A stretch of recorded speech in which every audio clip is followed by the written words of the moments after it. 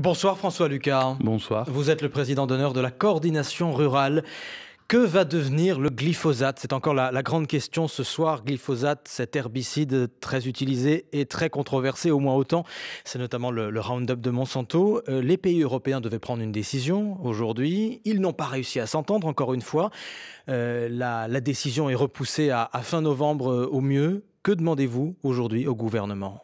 On voudrait qu'on reprenne peut-être les choses dans le bon sens, parce qu'aujourd'hui, on est dans une approche du glyphosate qui est devenue à la fois politique et binaire.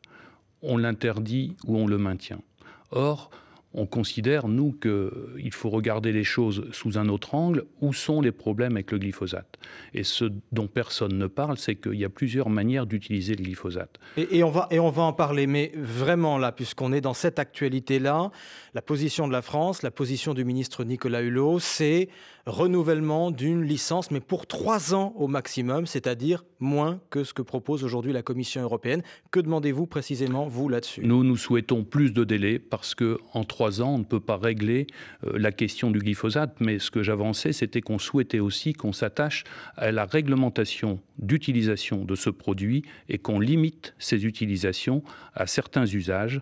Et il y a justement l'usage qui fait qu'on risque de retrouver des résidus de glyphosate dans les aliments, c'est celui qui consiste à traiter des cultures lorsqu'elles sont arrivées à maturité pour soit précipiter leur maturité, ce qui se pratique en Angleterre par exemple sur les blés, soit nettoyer la culture parce qu'elle s'est salie lorsque la moisson a tardé et que les mauvaises herbes sont passées au-dessus.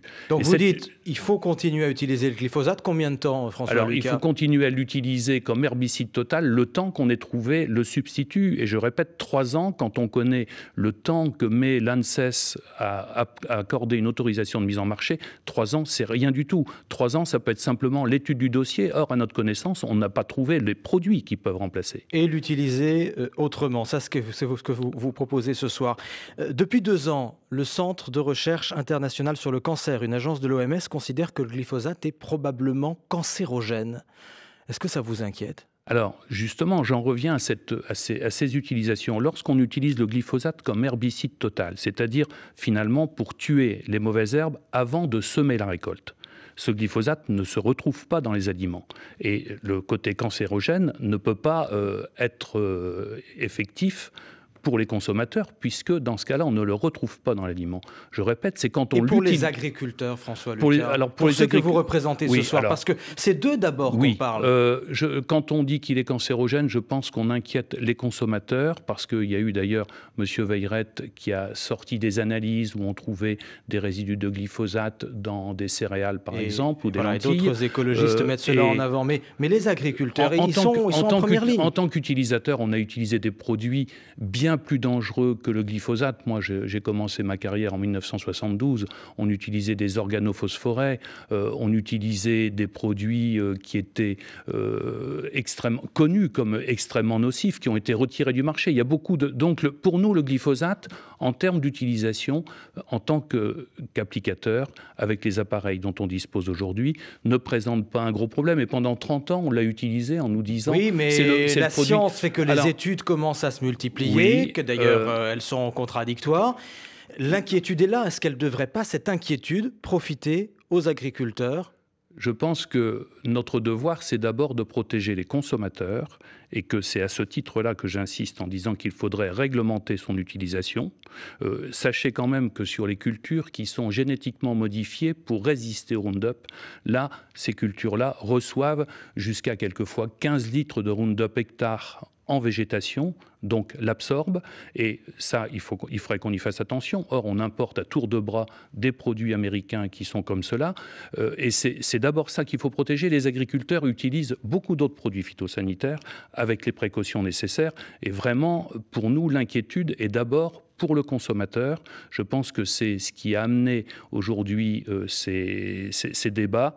Ce qu'on aimerait aussi, c'est que les débats sortent du champ politique pour redevenir scientifiques. Mais justement, parlons de la science. Sur votre site internet, lorsque vous parlez du glyphosate, je suis allé regarder, vous renvoyez vers le site du lobby du glyphosate, précisément, la Glyphosate Task Force. Alors, on renvoie sur ce site... Est-ce que ça veut dire que la position des industriels qui cherchent à vendre leurs produits et la position de la coordination rurale, c'est la même? Absolument pas. Absolument pas. Et on ne peut pas être soupçonné de rouler pour les industriels parce qu'on est un syndicat qui est totalement indépendant. On cherche la vérité. Et lorsqu'on regarde, évidemment, on renvoie sur ce site, c'est pas parce qu'on est adhérent de la Glyphosate Task, c'est parce qu'on y trouve des informations qui nous permettent de nous faire un point de vue. Mais est-ce que ce sont les plus fiables? Plus que celles de l'agence de l'OMS que je citais tout à l'heure. Non, mais vous avez aussi les autres... Parce qu'eux, ils sont évidemment vent debout contre une interdiction, un effacement de leurs produits. Hein. On est surpris que cette nouvelle arrive après 30 années où personne n'est rien soulevé. Et à côté du CIRC, il y a les autres... Vous ne croyez pas à la dangerosité possible du glyphosate? C'est un produit dangereux comme tous les produits phytosanitaires. Le fait que sa dangerosité soit considérée comme un caractère renforcé, pour l'instant, on est surpris parce que les autres agences, s'il y a tant de débats aujourd'hui au niveau de l'Europe, c'est parce que le Centre international de recherche du cancer le considère comme probablement cancérigène, alors que toutes les autres agences disent il n'y a pas de problème. C'est ça qui pose débat. Autres agences sur lesquelles les industriels exercent un lobbying très intense. On a vu les Monsanto Papers dans la presse européenne ces derniers mois. Vous avez une agence nationale qui s'appelle l'ANSES. Je trouve désolant que notre agence de référence aujourd'hui soit soupçonnée de la même manière d'être à la solde de fabricants de produits phytosanitaires. Alors je vous signale qu'en plus, il y a le Roundup de Monsanto, mais en fait le Roundup aujourd'hui il est produit par un tas d'industriels, souvent chinois, et nous, ce n'est pas les industriels que nous défendons, c'est l'usage pour les agriculteurs.